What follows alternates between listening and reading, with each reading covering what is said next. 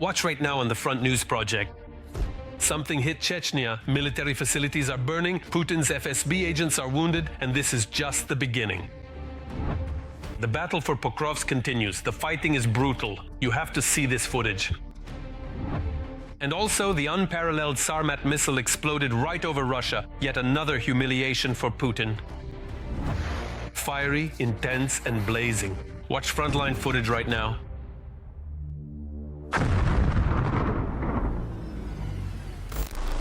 Hello, this is Vladimir Timoshenko with you, and we're starting right away with the most important news. These have been extremely heated days for the Russian Federation. Moscow is preparing for a blackout, while military facilities in Chechnya and Taganrog are on fire. By the way, 2 FSB officers were injured after drone attacks in Chechnya. Details about the successes of the Ukrainian armed forces on Russian territory, more in the report. Russia is burning and in darkness. There's a blackout in the Moscow region and dozens of residential buildings are left without power. There are no cars with lights on here. Something isn't lit up in one of the hotels. And here, not a single one at all. Here in... Russians are sitting in complete darkness, and it's not the first time. A month ago, there was a large-scale power outage in the Moscow region.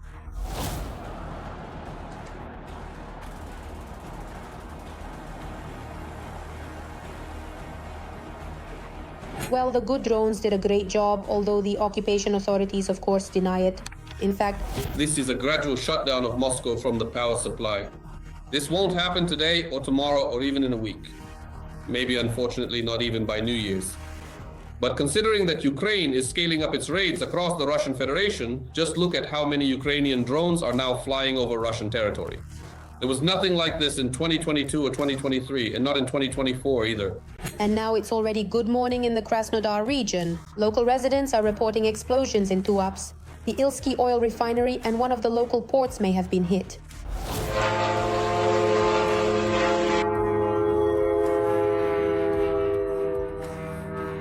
Oh, I blinked. I saw it. And at night, unmanned aerial vehicles set the large oil depot in the Oryol region completely on fire. Now, even the dangerous chemicals are intensely burning. I truly don't know how it's still here, still present. Oh my goodness, this is unbelievable. See, it's blazing. And this is the standard way to start the day or end the evening in Russia. What once seemed very far away is becoming more and more realistic. The year 25. This is a record year for the number of drone strikes on the territory of the Russian Federation. In addition to drones, missiles are now starting to arrive as well. These include small-sized missiles like the Peklo, as well as, for example, the long-range Neptune, the extended Neptune D. There are also Flamingo missiles. Chechnya has also come under the crosshairs of UAVs. Local residents report that as a result of the attack, the FSB building was damaged and a unit base was also shelled. Ahmet in Gudermes.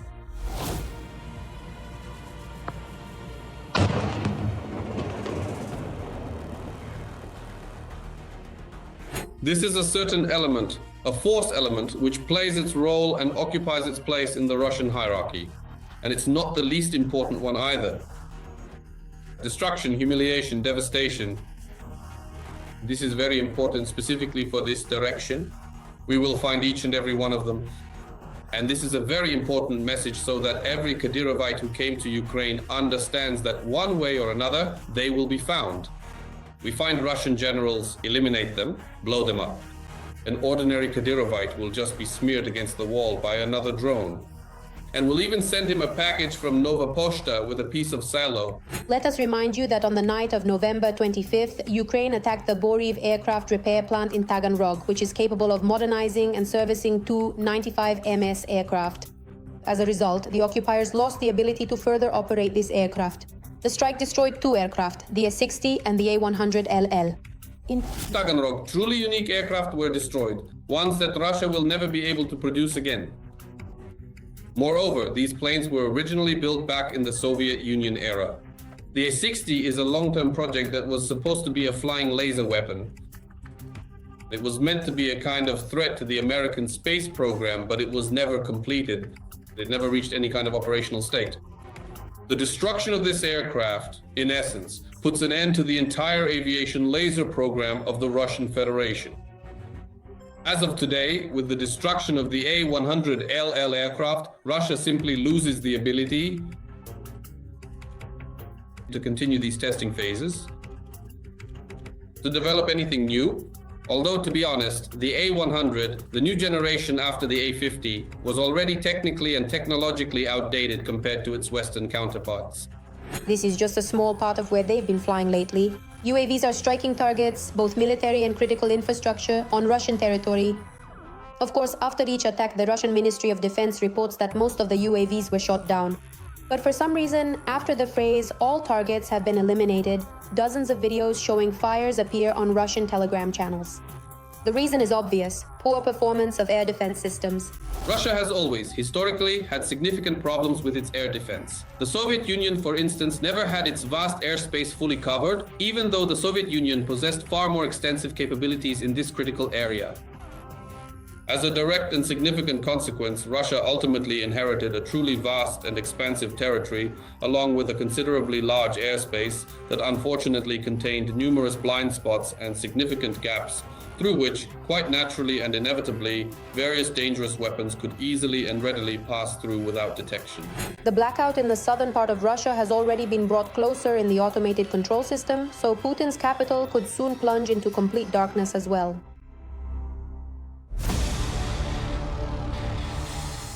And now, an analysis of the operational situation on the blazing Pokrovsk front line. The situation here is, as usual, extremely tense. On the Pokrovsk direction, our defenders have stopped 45 assault actions by the aggressor. This took place in the areas of the settlements of Novaya Shakova, Mirnograd, Novoekonomikeskaya, Nikonorovka, Rodinskaya, Pokrovsk, Kotlina, Udakhnaya, Molodetskaya, Novopavlovka, Filia, and towards Sofievka, Belitsky, and Grishin. Meanwhile, the commander-in-chief of the armed forces of Ukraine, Oleksandr Syrsky, reported that Ukrainian units continue to hold the northern part of Pokrovsk and, through active operations, are preventing Russian troops from amassing assault groups and advancing around Pokrovsk and Mirnograd. More details about the situation in this direction and other sections of the front in our military review. Let's watch. Don't say hop until you've jumped over. This Ukrainian proverb perfectly describes the current situation in the Russian Federation's Lyman direction. Here, the occupiers managed to advance a little, which was immediately reported by the ZID military correspondents. But they are obviously also read by Ukrainian intelligence, thanks to which the SU received operational data that they immediately put to use. I would like to thank the Russian war correspondent, Timofey Ermakov. He spoke about our positions on his Telegram channel. Thanks to this, the Ukrainians found us and took us prisoner. They killed. At the same time, the heaviest fighting on the front traditionally takes place in the Pokrovsk area. A high-ranking NATO official stated that the Russians control 95% of the city. In Ukraine, however, they explained that in the west, gray zones are often attributed to the occupiers without fully understanding the specifics of the fighting. Therefore, in reality, the situation is better, although still very difficult. Yes, the Russians currently control most of Pokrovsk. Yes, today most of the city is occupied by the so-called gray zone. Yes, the Russians today, they are trying to disrupt our logistics as much as possible, including those of the Mirnograd garrison, because this is a single Pokrovsk-Mirnograd agglomeration. However, in any case, even today, despite all the efforts of the Russians, the defensive operation in Pokrovsk continues. At the same time, for several weeks now, Putin has been blindly repeating that Pokrovsk is completely under Russian control. According to Sky News, Russia deliberately announced the capture of Pokrovsk ahead of negotiations with the US, which took place on December 2nd. However, in reality, the situation is quite different. Moreover, the Vostok troop grouping reported that the defense forces are organizing additional logistical routes to supply their units in Pokrovsk and Mirnograd, where intense fighting continues. And in the city itself, the Ukrainian armed forces continue to eliminate Russian occupiers in the urban area. In the 7th Rapid Response Corps of the Ukrainian Air Assault Forces, they told Reuters that they are holding the northern part of Pokrovsk and conducting assault operations in the southern part, where Russian troops predominate. Another settlement that remains on the front pages is Kupyansk. Despite daily attempts by the Russians to turn the situation around here, they have not succeeded. The initiative remains with the Ukrainian armed forces, and the clearing of enemy units is already taking place on the outskirts of the city. At the moment, about 50 to 60% of the city is completely under the control of the defense forces, and about another 20% is a gray zone. As always, the Special Operations Forces units performed excellently. They played a crucial role at the most critical moment. Moreover, Commander-in-Chief Alexander Syrsky stated that the Ukrainian armed forces are not only destroying the enemy, but also cutting off the occupiers' logistical routes, including those the enemy uses to send in reserve forces. There are no successes. A clearing operation is underway. And in fact, the blocking of those routes through which the enemy had established infiltration into Kupyansk has already taken place. This is actually the case. Because if it were otherwise, we would have seen changes on the map in Kupyansk, but there are no changes there. Recently, alarming news has been coming from the Zaporizhzhia region. Our command acknowledges that the enemy has had some success there. However, the General Staff is making every effort to stabilize the situation. And according to analysts, the pace of the enemy's advance has already been significantly reduced. Hulyai, which the enemy was counting on entering, right here and now it continues to hold. Some Russian units that previously tried to infiltrate the territory of this populated front were destroyed. And in general, in the near future, I think we will see that very stabilization of the front in this sector. In total, over the past day, the enemy attempted more than 200 times to storm the positions of the Ukrainian armed forces.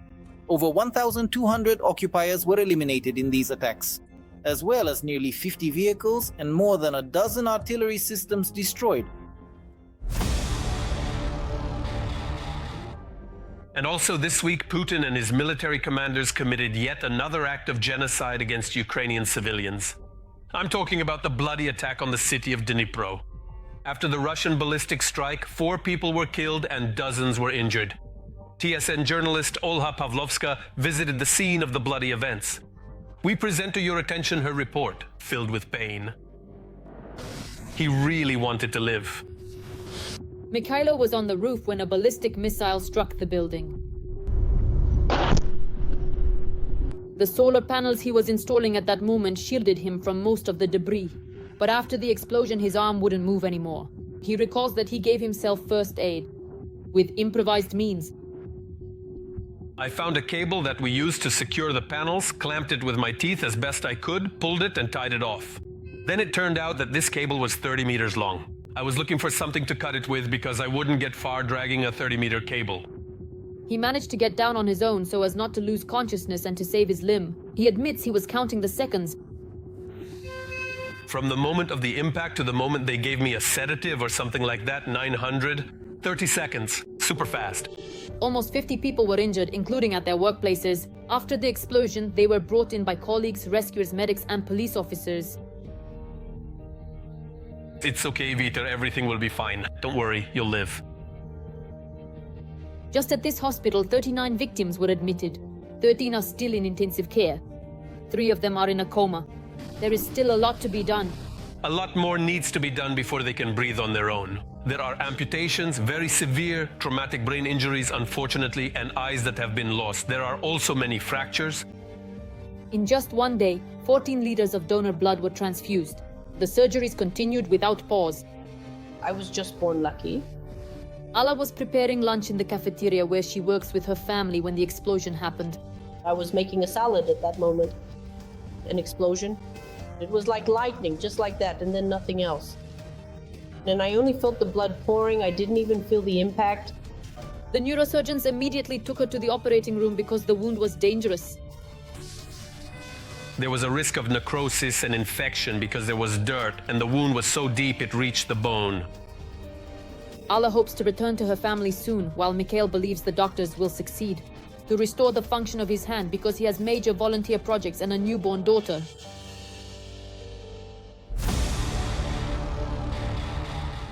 And now we move to the Lyman direction of the front, where the enemy is becoming more brutal as well. In the Lyman direction, the aggressors attacked 10 times, trying to break through our defenses in the areas of populated settlements. Nadia, Derilova, Rekivka, Novoyehorivka, Zarekhnaya, Mirnaya, Torska, and toward the settlement of Stavki. And now another very important topic. The season for hunting Russian tankers in the Black Sea is officially open.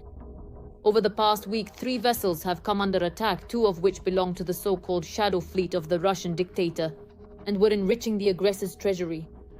Who is playing this naval battle off the coast of Turkey and how, we'll tell you in the next segment. It seems that in the Black Sea, Russian ships are finally ceasing to be safe. Another tanker from the so-called Shadow Fleet of the Russian Federation was attacked 80 miles off the coast of Turkey. The Medvolga II was on a voyage from Russia to Georgia. There were 13 crew members on board. And according to Ankara, no one was injured. According to the Turkish Ministry of Transport, the damaged but still operational Medvolga II is currently heading towards Sinop and is not requesting assistance. The Medvolga II tanker reported that it was attacked 80 miles from our coast while en route from Russia to Georgia with a cargo of sunflower oil, according to the Turkish Ministry of Transport and Infrastructure. The 140-meter Medvolga II, built in 2014, sails under the Russian flag and is owned by the Srednyevolzhskaya shipping company. Its route, Russia to Georgia, is a typical direction for transporting agricultural products and petroleum products. This means that such a vessel automatically comes under increased scrutiny both from Ukraine and from international organizations monitoring possible schemes to circumvent oil sanctions. This attack became yet another link in the explosive series targeting Russia's Shadow Fleet. Just days ago, on the other side of the Atlantic near Dakar, Senegal, the oil tanker Mersin carrying a cargo of diesel fuel was hit by 4 external explosions. It is known that in August of this year, the vessel visited the Russian port of Taman and previously had repeatedly called at the port of Novorossiysk. Previously, 2 other Russian tankers under sanctions, Kera and Verat, were struck in the Black Sea by maritime drones. This was part of a joint operation by the Security Service and the Naval Forces of Ukraine. The Security Service of Ukraine continues active measures to cut off Russia's financial ability to wage war against Ukraine. Sea Baby maritime drones disabled vessels that could have transported nearly 70 million worth of oil and helped the Kremlin circumvent international sanctions, a source in the Security Service of Ukraine noted. These vessels are also part of the so-called Shadow Fleet of the aggressor country and were used to bypass international sanctions. According to Ukrainian sources, both tankers sustained critical damage and have effectively been put out of operation. This is Mossad's tactic. Sink one, sink another, and 150 others will think twice. That's exactly how it should be, I assure you. Until the same thing happens in the Baltic Sea, no one in Europe will take it seriously. I think so, very much so. By the way, if this were done, for example, close to the territorial waters of Poland or the Baltic states, those people definitely wouldn't notice anything. They'd just turn a blind eye and say, someone was sailing there? No, we didn't see anything, we don't know, and so on. Ideally, you should sink them everywhere, if you have the technical capability. And Vladivostok too, and all along the line, so that they understand there needs to be pressure. Without sinking these ships, nothing will happen. Otherwise, no one will understand that things are serious. That's exactly how you need to act, so that once and for all they remember, you can't mess with Ukraine.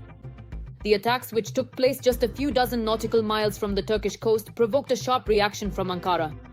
Turkish President Recep Tayyip Erdogan called these events a troubling escalation of the situation. The war between Russia and Ukraine clearly threatens the safety of shipping in the Black Sea. On Friday, there was a troubling escalation in our exclusive economic zone when merchant ships were attacked. In particular, we cannot in any way justify these attacks, which threaten the safety of navigation, lives, and the environment in our exclusive zone. As we can see, the Russian Shadow Fleet can no longer feel safe, not anywhere anymore. The strikes by Ukrainian naval drones as well as the high-profile attacks on tankers show that the Kremlin is losing its freedom of maneuver at sea. And every destroyed or disabled tanker is not only a financial blow to Moscow, but also a serious blow to the ego of the Russian little Tsar. But that's not all. At the same time, Kiev is striking at the rear of Mother Russia. In November, the armed forces of Ukraine attacked Russian oil refineries at least 14 times using drones. According to Bloomberg, this is a record number of strikes on Russia's strategic oil infrastructure since the start of the full-scale war. And now it's time to analyze the operational situation on the southern Slobozhansky sector of the front. Fierce fighting continues. And here, on the southern Slobozhansky front, the enemy attacked the positions of Ukrainian defenders 17 times in the areas of the settlements of Staritsia, Volchansk, Sinelnikove, Ambarnaya, Prilepka, and in the direction of Kolodiasne and Kutkivka.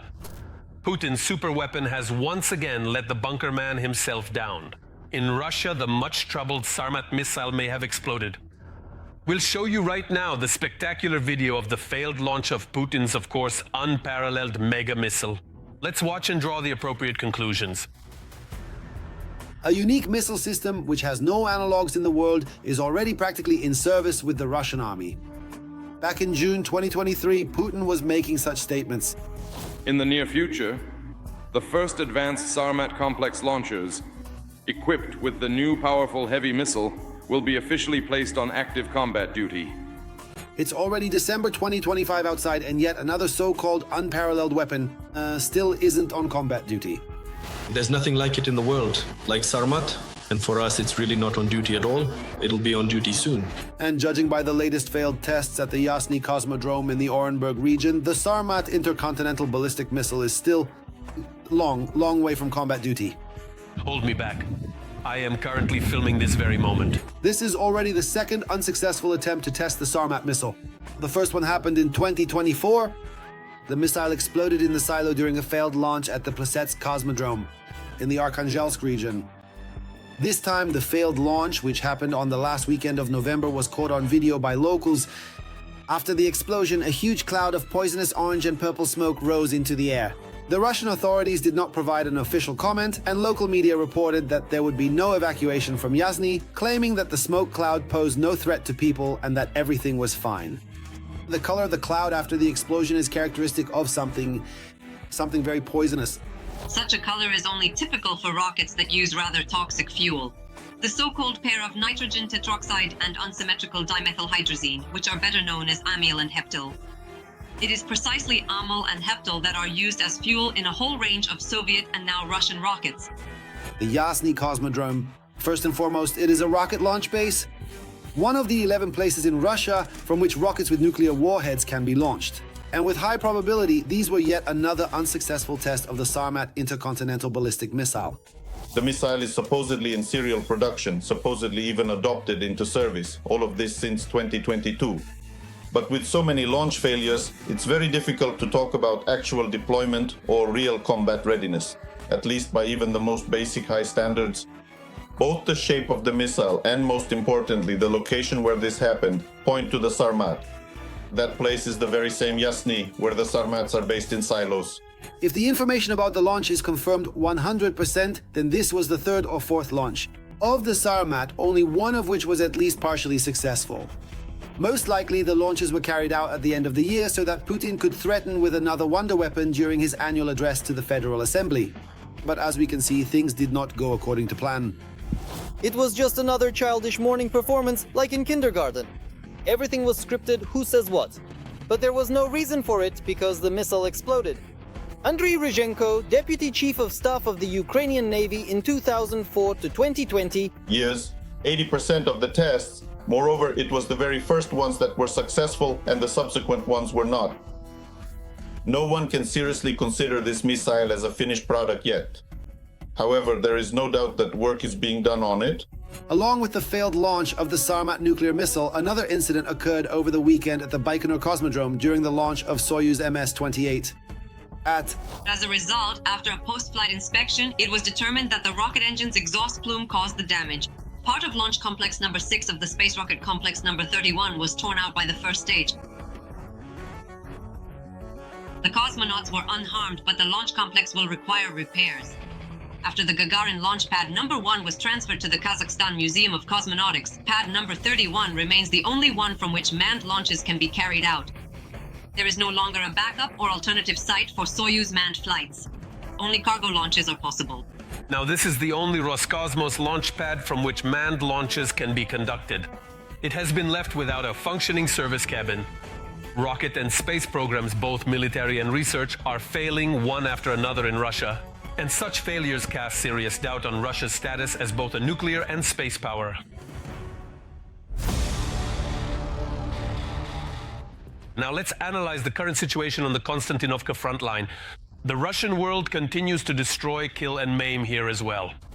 On the Constantinoka front, the enemy carried out 29 attacks in the areas of the settlements of Konstantinovka, Alexandra Shultino, Pleshchevka, Shcherbinovka, Kaliban Bik, Rusin Yar, and towards Novopavlovka, Stepanovka, and Torskoye. Aerial reconnaissance and interception of enemy drones. The National Guard drone unit Helios is practicing at the company level. Their skills: they attack moving targets and learn to counter enemy drones. See how drone operators work in the report by TSN correspondent Tatiana Komic. According to the training scenario, there are Russian mercenaries in this bus. An instant FPV drone attack and another group of fighters brings down an enemy drone with an anti-drone rifle. They try to land the FPV. Attention, drone on the ground. The drone takes off to scout whether the enemy is hiding in the ruins. After all, the fighters and the Helios unit spotted an enemy drone in the sky. We saw which direction it was coming from. We know the area where it could theoretically be searched for. While one sets up the equipment, others install an antenna to boost the signal. We raise the antenna, which gives us a new radio horizon that is more stable. This way, we can fly further in and strike the enemy. The enemy tries to hide among the thickets and abandoned buildings. The operator doesn't take his eyes off the monitor. First room, second room. Sometimes we had to search in such conditions, detect movement, and respond. The Helios UAV unit was formed 2 years ago. His fighters fought near Pokrovsk and in Zaporizhzhia, and only recently returned for rotation. Drones are rapidly improving, says the unit's spokesperson, so operators need to constantly hone their skills. That's why this training was organized. We tried to make it as close as possible to the realities, to the events that are happening at the front, the ones the guys face every day. The fighter with the call sign Baker is 26. Before the war, he installed solar panels. On the second day of the full-scale invasion, he arrived at the military unit. We served guarding strategic facilities and then gradually started working with those drones, studying them, tinkering with them, testing them out. During his time working with drones, the fighter says he fought both in forests and in open terrain. He admits that fighting in the open is much harder because there's nowhere for a drone operator to hide. We were on the Donetsk front, stationed in the forest. I wouldn't say it was super safe there. It's just an illusion of safety, or something like that. It was a bit tougher on the Zaporizhzhia front because we were holding the defense out in the fields. After all those trials, Baika says he's happy to see his family. But his thoughts are constantly with his comrades who are now near Pokrovsk.